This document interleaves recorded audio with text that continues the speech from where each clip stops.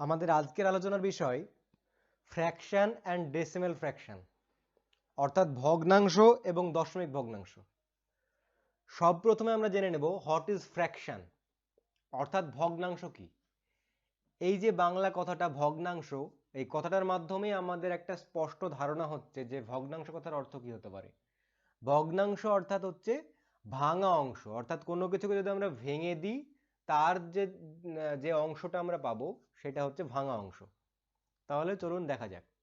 any unit divided into any number of equal parts, অর্থাৎ যে কোনো একটা জিনিস, সেই জিনিসটাকে যদি আমি বিভিন্ন সমান কয়েকটি ভাগে ভাগ করি, তাহলে তার মধ্যে থেকে যে কোনো একটি বা দুটি টুকরোকে যদি আমি নিই, সেইটাকে পুরো অংশটির ভগ্নাংশ বলা হবে। যেমন একটা এক্সাম্পল দিয়ে বুঝি, যেমন এখানে একটা সার্কেল নেওয়া আছে, এই সার্কেলটাকে যদি আমি মিডিল দিয়ে ভাগ করে দিই, এই যে মিডিল দিয়ে ভাগ করে দিলাম সার্কেলটাকে ভাগ করে দেওয়ার পর এটা দুটো পার্টে কিন্তু ভাগ হয়ে গেল, উপরের একটা পার্ট, নিচের একটা পার্ট। এই উপরের একটা পার্ট, সেই একটা পার্টকে যদি আমি বলতে চাই এখন, সেটা হচ্ছে পুরো যে পার্টটা ছিল, পুরো পার্টটার দুই ভাগের এক ভাগ, অর্থাৎ পুরো পার্টটার 1/2 অংশ। অর্থাৎ পুরো পার্টটাকে যদি আমি দুটো ভাগে ভাগ করি, তার এক ভাগ হচ্ছে এই উপরের ভাগটা, এটাকে আমরা বলছি ভগ্নাংশ। এবার এটাকে যদি আমি আরো একটা লম্বালম্বিভাবে আরো একটা ভাগে ভাগ করি, তাহলে তখন এই উপরের পার্টটাকে তখন কি বলবো, সমান 4টি ভাগের মধ্যে 2 ভাগ। এই উপরের পার্টটা এখন সমান 4 ভাগের মধ্যে 2 ভাগ, তখন বলবো 2/4। এবার এটার যদি আমি এই একটা পার্টকে নিই, তখন সেটাই কি বলবো, 1/4। এই যে কোনো একটা জিনিসের পুরো অংশটাকে কয়েকটি সমান ভাগে ভাগ করে তার কিছু অংশকে নিয়ে যখন আমি সেটাকে প্রকাশ করছি, সেটাকে আমরা বলছি ভগ্নাংশ। এই ভগ্নাংশকে যখন আমরা উচ্চারণ করব, যখন প্রকাশ করব, সেই প্রকাশ করার একটা পদ্ধতি আছে, সেই সেখানে কিন্তু আমরা বা যখন আমরা লিখবো, তখন কিন্তু উপরে একটা সংখ্যা লিখি, আমি এই যে উপরে একটা 2 লিখলাম, তার নিচে একটা দাগ দিয়ে বা বাই লিখে তার নিচে 4 লিখলাম। এই উপরের সংখ্যাটিকে এবং নিচের সংখ্যাটিকে আলাদা দুটি নামে কিন্তু এটাকে ডাকা হয়। উপরের সংখ্যাটিকে বলা হয় নিউমারেটর বা লব, এবং নিচের সংখ্যাটিকে বলা হয় ডিনোমিনেটর বা হর। এরপরে আমরা দেখে নেব সাম প্রপার্টিজ অফ ফ্র্যাকশন, অর্থাৎ ভগ্নাংশের কিছু বেসিক ধর্ম আছে, বেসিক কিছু বৈশিষ্ট্য আছে, সেই বৈশিষ্ট্যগুলো সম্বন্ধে এবার আমরা জানবো। তাহলে প্রথম যেটা কথা, সেটা হচ্ছে fraction is actually concept of division, অর্থাৎ ফ্র্যাকশন বা ভগ্নাংশ এটা কিন্তু আসলে একটা ভাগের কনসেপ্ট। যেমন 4/2, এই যে ফ্র্যাকশনটা, এই ফ্র্যাকশনটার মাধ্যমে বোঝায় 4/2, অর্থাৎ 4কে 2 দিয়ে ভাগ করলে যেটা বোঝায়, 4/2 এই ভগ্নাংশটার মাধ্যমে কিন্তু সেই জিনিসটাকেই বোঝায়। অর্থাৎ এখানে 4/2 বলতে আমি 4/2 অর্থাৎ 2 লিখতে পারি, 4/2 ও যায়, 4কে 2 দিয়ে ভাগ করলেও যে 2 পাই, সেটাও একই জিনিস। এরপরে আমাদের নেক্সট যে কনসেপ্ট, সেটা হচ্ছে if numerator equal to denominator, অর্থাৎ যদি লব সমান হর হয়, ইট মিনস হোল পার্ট, অর্থাৎ পুরো অংশটাকে বোঝাবে। যেমন 4/4 এই সংখ্যাটার মাধ্যমে, এই ভগ্নাংশটার মাধ্যমে আমি কি বোঝাচ্ছি, যে কোনো একটা জিনিসকে আমি 4টি টুকরোতে ভাগ করেছি এবং সেই 4টি টুকরোর পুরো অংশটাই কিন্তু আমি নিয়ে নিলাম, অর্থাৎ 4/4। 4কে 4 দিয়ে ভাগ করলাম, অর্থাৎ এই যে 1 এই সংখ্যাটা বা 4/4 এই সংখ্যাটার মাধ্যমে কিন্তু ভগ্নাংশটার পুরো অংশটাকে বোঝাচ্ছে। অর্থাৎ নিউমারেটর অর্থাৎ লব এবং হর যদি সমান হয়, তাহলে কোনো ভগ্নাংশের পুরো অংশকে বোঝায়। এরপর হচ্ছে নিউমারেটর ইকুয়াল টু 0, যদি লব সমান 0 হয়, তাহলে সেই ভগ্নাংশটার মান বোঝায় 0, অর্থাৎ সেই পুরো ভগ্নাংশটাই 0 হয়ে যায়। যেমন 0/4, এটাকে 0কে 4 দিয়ে যদি আমরা ভাগ করি, যে কোনো সংখ্যাকে 0কে যে কোনো সংখ্যা দিয়ে ভাগ করলে 0ই থাকে, সেই জন্য 0/4 সমান 0। এরপরে একটা খুবই গুরুত্বপূর্ণ ফ্র্যাকশনের খুবই গুরুত্বপূর্ণ একটা বৈশিষ্ট্য, সেটা হচ্ছে multiply or divide by equal number does not alter the value of fraction, অর্থাৎ যে কোনো ভগ্নাংশকে যদি আমি লব এবং হরকে একই সংখ্যা দিয়ে গুণ অথবা ভাগ করি, তাহলে তার কিন্তু মানের কোনো পরিবর্তন হয় না। যেমন এখানে একটা ভগ্নাংশ হচ্ছে 1/2, এর লব হচ্ছে 1 এবং হর 2, এবার লব 1 কেও যদি আমি 2 দিয়ে গুণ করি এবং হর 2 কেও যদি আমি 2 দিয়ে গুণ করি তাহলে ভগ্নাংশটা কত পাবো 2/4। এখানে 1/2 এবং 2/4 এই দুটো ভগ্নাংশ কিন্তু একই। কিভাবে একই? আমি এখানে একটা সার্কেল নিলাম, সেই সার্কেলটাকে সমান 2 ভাগে ভাগ করলাম। সেই সমান 2 ভাগে ভাগ করার পর এই যে একটা পার্ট, সমান 2 ভাগে ভাগ করার পর যে একটা পার্ট পেলাম সেটা হচ্ছে এটা। এবার আরো পাশে একই সেম একটা সার্কেল নিয়ে সেটাকে 4 ভাগে ভাগ করলাম। 4টে ভাগে ভাগ করার পর যদি আমি দুটো পার্ট নিই তাহলেও কিন্তু সেই সেম পরিমাণই কিন্তু আমি পাবো। এটার কিন্তু কোনো পার্থক্য হচ্ছে না। এই যে ভগ্নাংশ একটা নিয়ে কোনো একটা জিনিসকে নিয়ে সেটাকে 2 ভাগে ভাগ করে সমান 2 ভাগে ভাগ করে তার 1 ভাগ নেওয়া যায়, ভগ্নাংশটিকে সমান 4 সেই জিনিসটাকে সমান 4 ভাগে ভাগ করে তার 2 ভাগ নেওয়াও তাই।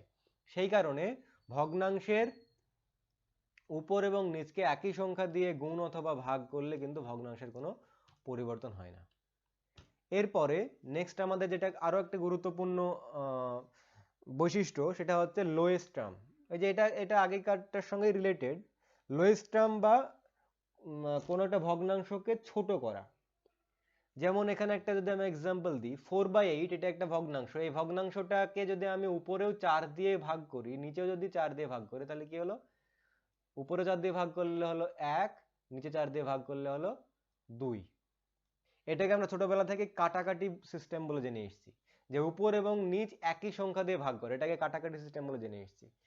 এই যে কাটাকাটি সিস্টেম এটাকেই বলা হয় লোয়েস্ট টার্ম বা ভগ্নাংশকে তার ক্ষুদ্র আকারে নিয়ে যাওয়া।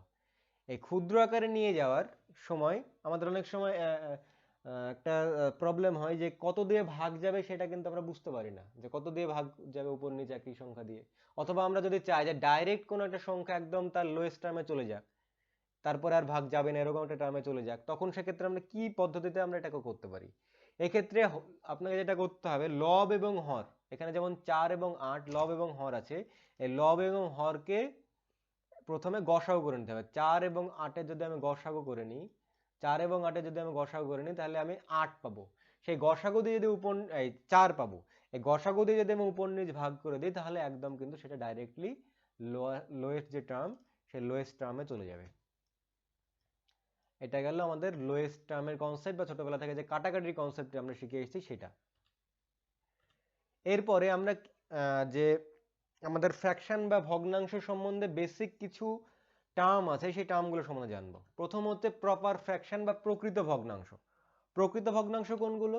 যেটার লব ছোট এবং হর বড়। যেমন এখানে লবে আছে 2 এবং হরে আছে 5, এটা একটি প্রকৃত ভগ্নাংশ। কেন এটা প্রকৃত ভগ্নাংশ সেটা আমি এরপরে অপ্রকৃত ভগ্নাংশ বোঝানোর সময় এটা ক্লিয়ার হয়ে যাবে।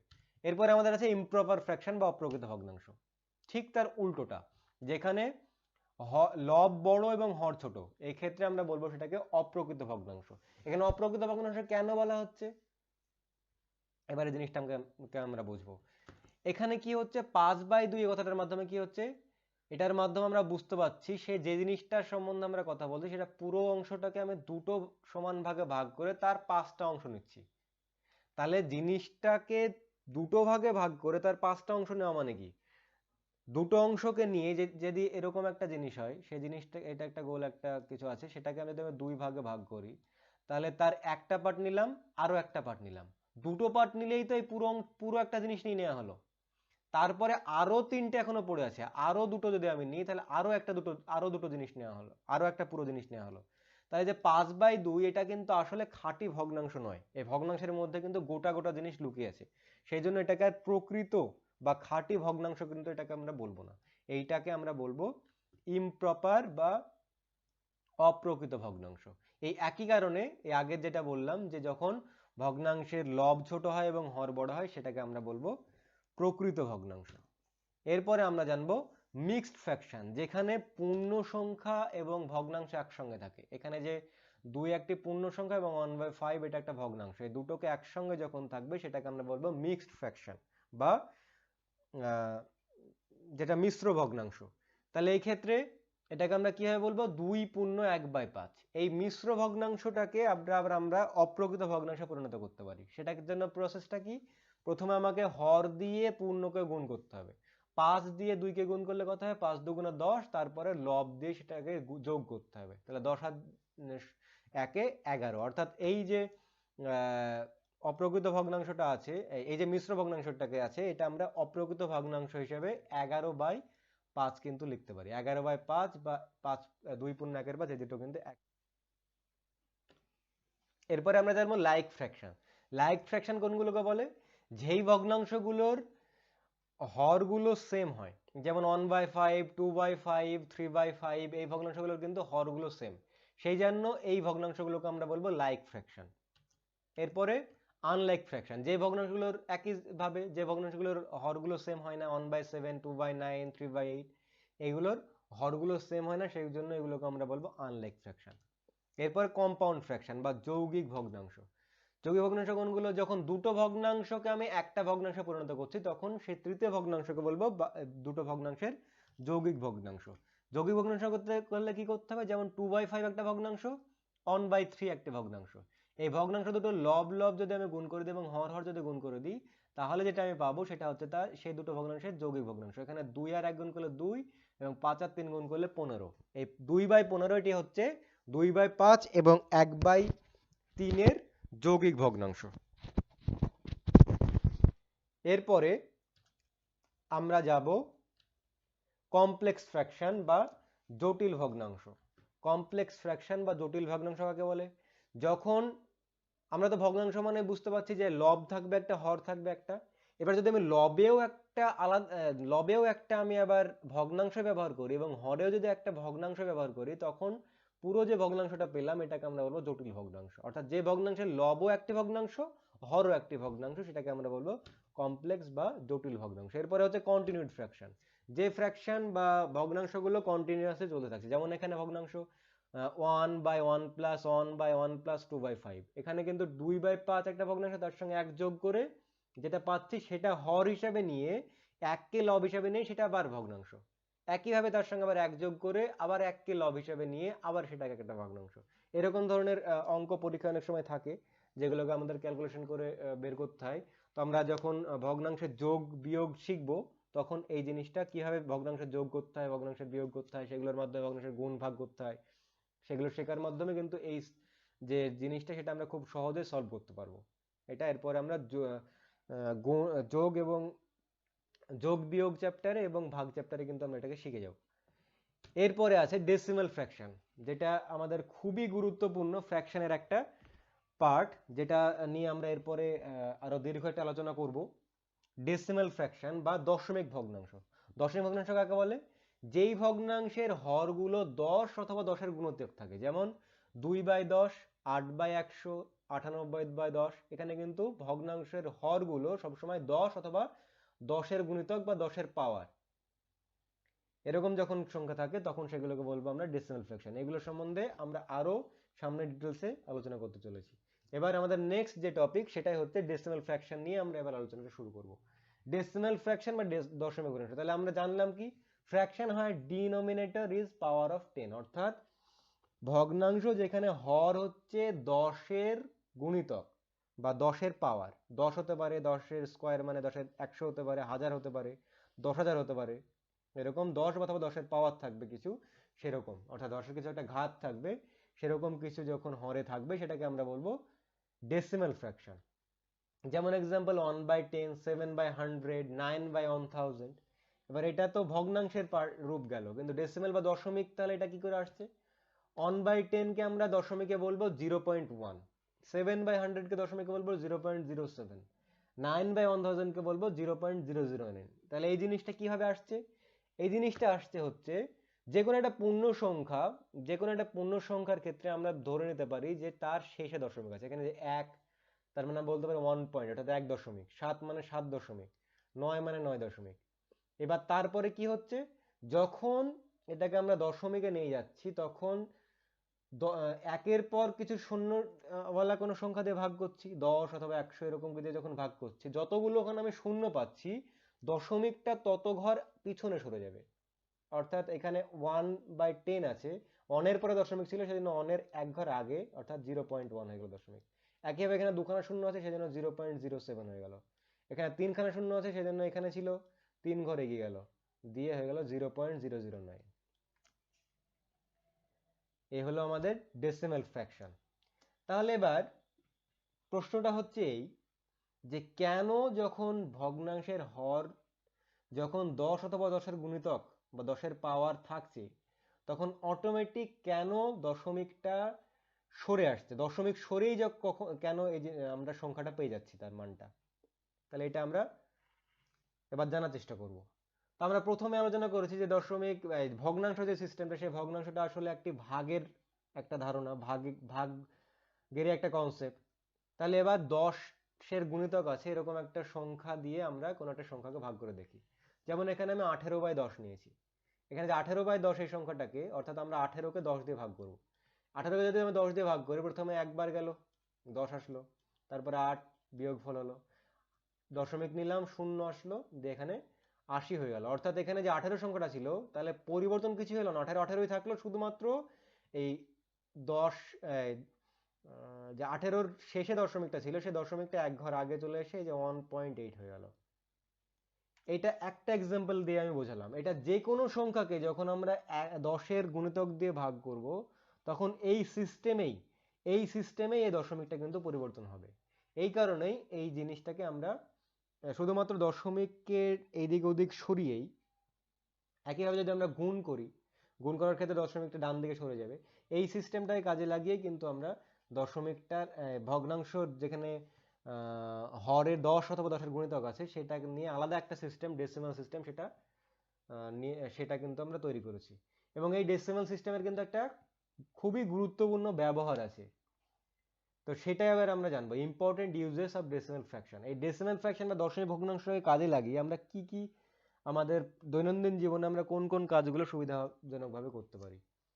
যেমন আমরা আমাদের দৈনন্দিন জীবনে বিভিন্ন একক ব্যবহার করি, যেমন কিলোগ্রাম, হেক্টোগ্রাম। যেমন এখানে ভরের একক যদি আমরা ধরি, ম্যাস বা ভরের একক, কিলোগ্রাম, হেক্টোগ্রাম, ডেকাগ্রাম, গ্রাম, ডেসিগ্রাম, সেন্টিগ্রাম, মিলিগ্রাম। এই এককগুলো আমরা বিভিন্নভাবে ব্যবহার করি কেন? কারণ অনেক সময় আমাদের একক ছোট দরকার হয়, অনেক সময় বড় দরকার হয়। যেমন যদি আমি সোনা কিনতে গিয়ে যদি আমি বলি যে আমাকে সোনা দিন, সেই সোনাটাকে যদি আমি কেজি এককে প্রকাশ করতে যাই তাহলে কিন্তু অনেক ছোট একটা সংখ্যা, যেহেতু সোনা আমরা কেজির থেকে অনেক ছোট, অনেক কম কিনি, তাহলে সেটাকে যদি আমি কেজি এককে প্রকাশ করতে যাই তাহলে কিন্তু খুব জটিল হবে ব্যাপারটা। সেই জন্য কি হয়, ছোট বড় অনেক রকমের আমরা একক ব্যবহার করে থাকি যাতে আমাদের ক্যালকুলেশনে এবং বোঝা এইসব বিষয়গুলো যেন সুবিধা হয়। তো সেই সিস্টেমটার জন্য আমরা এককগুলোকে, ভরের একক, দৈর্ঘ্যের একক, এই এককগুলোকে বিভিন্ন ভাবে ভাগ করে নিয়েছি। যেমন কিলোগ্রাম, হেক্টোগ্রাম, ডেকাগ্রাম, গ্রাম, ডেসিগ্রাম, সেন্টিগ্রাম, মিলিগ্রাম। এই ভাগগুলো এমনভাবে করেছি যাতে একটা ঘর থেকে আর একটা ঘরের পরের ঘরে যেতে হলে 10 দিয়ে গুণ করতে হয়, সামনের দিকে গেলে 10 দিয়ে গুণ করতে হয়, পিছনের দিকে আসতে হলে 10 দিয়ে ভাগ করতে হয়। এটাতে আমাদের সুবিধাটা কি হবে, যে কোনো সংখ্যাকে যদি আমি যে কোনো এককে যদি আমি কিলোগ্রাম থেকে, যেমন যদি আমি গ্রামে নিয়ে যেতে চাই তাহলে এখানে যেতে হবে আমাকে, তাহলে কিলোগ্রামের এইখানে দশমিক ছিল, এবার গ্রামে নিয়ে যেতে হলে যেহেতু এক ঘর, দু ঘর, তিন ঘর, মানে এইখানে যদি যেতে হয় তাহলে 10, 100, 1000 দিয়ে গুণ করতে হবে। এবার 1000 দিয়ে গুণ করতে গেলে আমাকে গুণটা করা কিন্তু আলাদা করে খাতা পেন নিয়ে আমাকে গুণ করার দরকার নেই। শুধুমাত্র দশমিক যদি আমি সরিয়ে দিই, দশমিকটাকে এক ঘর, দু ঘর, তিন ঘর সরিয়ে দিতে হবে, তাহলে এখানে তিন ঘর দশমিক সরিয়ে দিলে মাঝে নিশ্চয়ই ফাঁকা থাকবে না, এখানে কিছু কিছু আমাকে নিয়ে আসতে হবে। সেই জন্য আমি মাঝে শূন্য নিয়ে চলে আসলাম। তাহলে কি হয়ে গেল, 1000 হয়ে গেল এটা, অর্থাৎ 1 কেজি সমান 1000 গ্রাম। একইভাবে আমরা যখন ছোট একক থেকে বড় এককে নিয়ে যাব তখন একইভাবে আমরা দশমিকটাকে ডান দিক থেকে বাম দিকে সরিয়েও, এই যে এখান থেকে যদি আমরা এইদিকে বাম দিকে যদি দশমিকটাকে সরাই তাহলেও কিন্তু একইভাবে আমরা অটোমেটিক ভাবে এই এককগুলোকে পরিবর্তন করতে পারবো। এইভাবে আমরা যে বিভিন্ন রাশির এককগুলোকে এই যে ডেসিমেল পদ্ধতি ব্যবহার করে তার পরিবর্তন করি এবং আমাদের খুব কিন্তু এটা সুবিধা হয়। যেমন লেন্থের ক্ষেত্রে আমরা kilometre, hectometre, decametre, metre, decimetre, centimetre, millimetre, এই যে টার্মগুলো সম্বন্ধে আমরা পরিচিত খুব। সেন্টিমিটার এই যে জ্যামিতি করতে গিয়ে আমরা জেনেছি, মিটার যেমন কাপড় কিছু কিনতে গিয়ে, কিলোমিটার যেমন রাস্তা মাপার ক্ষেত্রে কিলোমিটার দিয়ে আমরা প্রকাশ করি। তো এই যে এককগুলো একে অপরের সঙ্গে এমনভাবে তৈরি করা হয়েছে যাতে গুণ আলাদা করে বা ভাগ আলাদা করে না করে এমনি আমরা এক একক থেকে আরেক এককে যেতে পারি। এরপরে আমাদের ভলিউমের বা আয়তনের এককের ক্ষেত্রে যেমন kilolitre, hectolitre, decalitre, litre, decilitre, centilitre, millilitre, এরকম কনসেপ্টগুলো আছে। এরপরে আমরা যে ভগ্নাংশ সম্বন্ধে জানলাম এবং দশমিক ভগ্নাংশ বা দশমিক সম্বন্ধে জানলাম। এবার আমরা জানবো যে ভগ্নাংশ থেকে কি করে দশমিকে যাওয়া যায় এবং দশমিক থেকে আবার কি করে ভগ্নাংশতে যাওয়া যায়। তাহলে conversion of vulgar fraction to decimal fraction, অর্থাৎ দশমিক ভগ্নাংশ, এই ভগ্নাংশ থেকে কিভাবে দশমিকে যাওয়া যায়। তাহলে প্রথমে, আচ্ছা এখানে আমরা নতুন একটা কনসেপ্ট জানবো, দশমিক ভগ্নাংশের একটা নতুন কনসেপ্ট জানবো। সেই জন্য আমি প্রথমে নর্মাল ডেসিমাল বলেছি, অর্থাৎ সাধারণ যে দশমিক। এরপর আমরা নতুন একটা দশমিকের আরেকটা পদ্ধতি জানবো। তো যেমন আমি একটা সংখ্যা নিয়েছি, ভগ্নাংশ নিয়েছি 18/4। এখানে যদি আমি 4 দিয়ে 18কে ভাগ করি, নর্মাল আমি যে প্রসিডিওরে ভাগ করলে, যেখানে আমি এখানে শূন্য নেওয়ার জন্য একটা দশমিক নিলাম, দিয়ে এখানে 4.5 সংখ্যাটা পেলাম। অর্থাৎ হর দিয়ে যদি আমি লবকে গুণ করে ভাগ করে দিই, তাহলেই অটোমেটিক আমরা কিন্তু যে ভগ্নাংশ থেকে দশমিক ভগ্নাংশ আমরা পেয়ে যাব। এরপরে আমাদের নেক্সট যেটা আরো একটা কনসেপ্ট আমরা দশমিকের জানবো, সেটা হচ্ছে রেকারিং ডেসিমেল বা আবৃত দশমিক সংখ্যা। যেমন এখানে যদি আমি একটা ভগ্নাংশ এমন নিই যে 20/3, এই সংখ্যাটা যদি আমি ভাগ করি, 3 দিয়ে 20কে ভাগ করতে হবে। 3 দিয়ে যদি 20কে ভাগ করি, তাহলে 6 বার গেল, দিয়ে 18 আসলো, তাহলে থাকলো কত, 2। এখানে শূন্য নিলাম দশমিক নিয়ে, আবার 6 বার গেল, দিয়ে 18 আসলো। এরপর যদি আমি বিয়োগ করি, আবার কিন্তু এখানে 2 নামবে, আবার এখানে আমি শূন্য পাবো, 20 আসবে, আবার 3 দিয়ে 6 বাদ যাবে, দিয়ে এরকম কিন্তু কন্টিনিউয়াসলি 18 আমি পাবো, আবার 2 নামবে, 18 পাবো, এরকম করে 2 নামতে নামতে এটা কিন্তু কন্টিনিউয়াস চলতে থাকবে। অর্থাৎ এখানে 6 এসেই যাবে, কখনো কিন্তু এই ভাগটা মিলবে না। এরকম ক্ষেত্রে যখন কোনো একটা সংখ্যা ভাগ ফলে কোনো একটা সংখ্যা বারবার ঘুরে ঘুরে আসবে দশমিকের ক্ষেত্রে, তখন সেগুলোকে আমরা বলবো আবৃত দশমিক। এই ক্ষেত্রে আমরা একটা টার্ম ইউজ করবো, এটা হচ্ছে পৌনঃপুনিক। অর্থাৎ যেখানে যেই সংখ্যাটা বারবার ঘুরে আসছে, সেই সংখ্যাটার উপরে একটা ফোঁটা দিয়ে দিলে এটা বোঝায় পৌনঃপুনিক। এবার যদি একটা সংখ্যা না এসে যদি 2-3টে সংখ্যাই বারবার ঘুরে ঘুরে আসে, যেমন এখানে 3টে সংখ্যা যদি বারবার ঘুরে ঘুরে আসতো, তাহলে কি হবে, এই যেখান থেকে শুরু এবং যেখান থেকে শেষ দুটোর মাথাতে কিন্তু পৌনঃপুনিক দিতে হবে। এটা গেল আমাদের রেকারিং ডেসিমেল। এরপরে আমরা জানবো conversion of decimal fraction to vulgar fraction. কি করে এবার দশমিক ভগ্নাংশ থেকে আমরা যে আমাদের নর্মাল ভগ্নাংশ, সেই ভগ্নাংশে যেতে পারবো, সেটা আমরা এবার জানবো। এটা তো আমরা দুটো প্রসেসে জানবো, নর্মাল ডেসিমেলের ক্ষেত্রে কি প্রসিডিওর, এবং যে আমাদের রিকারিং ডেসিমেলের ক্ষেত্রে বা কি প্রসিডিওর। নর্মাল ডেসিমেলের ক্ষেত্রে যেমন একটা আমি নর্মাল ডেসিমেল নিলাম 4.985, এক্ষেত্রে কি করব, যে পুরো সংখ্যাটাকে আমি প্রথমে লবে লিখে দেবো, 4985টাকে পুরোটাকে আমি লবে লিখে দিলাম।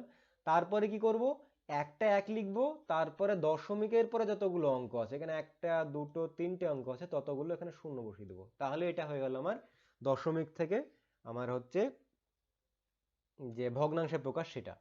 এরপরে আমরা জানবো রেকারিং ডেসিমেল বা আবৃত দশমিক। এটাতে আমাদের অনেকের একটু কনফিউশন হয়, তো একটু জাস্ট আমরা এটাকে একটু মনোযোগ দিয়ে বুঝবো। আমি এখানে একটা এমন সংখ্যা নিয়েছি, যেই সংখ্যাটার মধ্যে আমি একটু বড় সংখ্যা নিয়েছি, যাতে এটা মধ্যে আমি সবকিছু একসঙ্গে বসাতে পারি। যেমন এখানে দশমিকের আগে পূর্ণ সংখ্যা আছে, অনেক সময় আমি হয়তো এমন একটা এক্সাম্পল দিলাম যে ক্ষেত্রে কোনো পূর্ণ সংখ্যা নেই, দশমিক থেকেই শুরু হচ্ছে, তাহলে সেক্ষেত্রে পূর্ণ হলে কি হবে সেটা আমাদের কনফিউশন থাকতে পারে। অথবা অনেক সময় এরকম হয় যে দশমিকের পরে পৌনঃপুনিকটা প্রথম থেকেই শুরু হতে পারে, আবার দুটো সংখ্যা পরেও শুরু হতে পারে। তাহলে আমি যদি প্রথম থেকে শুরুর হিসেবে বোঝাতাম, তাহলে কিন্তু অনেক সময় এটা কনফিউশন থেকে যেত যে যদি দশমিকের পৌনঃপুনিকের আগেও কিছু পৌনঃপুনিক নেই এরকম সংখ্যাও আছে দশমিকের পরে, সেক্ষেত্রে আমরা কি প্রসিডিউর ফলো করব। সেই জন্য আমি সংখ্যাটাকে এইভাবে নিয়েছি যে 14.98, এই 98 এর উপরে কিন্তু পৌনঃপুনিক নেই। তারপরে কি আছে, 6562, এই 6562 এর উপর পৌনঃপুনিক আছে। এরকম ক্ষেত্রে আমরা কি করে এই যে রিকারিং ডেসিমেলটাকে বা যে আমাদের আবৃত দশমিক আছে, সেই আবৃত দশমিকটাকে কি করে আমরা যে আমাদের সাধারণ ভগ্নাংশে প্রকাশ করব। তাহলে প্রথম আমার যেটা কাজ হবে সেটা হচ্ছে দশমিকের আগে যে পূর্ণ সংখ্যাটা আছে সেটাকে আমি পূর্ণ আকারে লিখে নেবো। এখানে 14 পূর্ণ লিখে নিলাম। তারপরে আমি পুরো সংখ্যাটাকে, দশমিকের পরের পুরো সংখ্যাটাকে লবে লিখলাম 989562। পুরো সংখ্যাটাকে লবে লেখার পরে কি করব, যেইটুকুর ওপর আবৃত দশমিক নেই দশমিকের পরে, যেমন এখানে 98, সেই 98টাকে এইটা থেকে বিয়োগ করব। 98টাকে এইটা থেকে বিয়োগ করব। যদি এখানে না থাকতো, যদি প্রথম থেকে আবৃত দশমিক শুরু হতো, তাহলে এখানে বিয়োগটা কিন্তু থাকতো না, পুরোটাকেই লিখে দিতাম, এখানে কিন্তু বিয়োগটা থাকতো না, কিন্তু এখানে যেহেতু আছে সেহেতু এখানে আমরা বিয়োগ করব।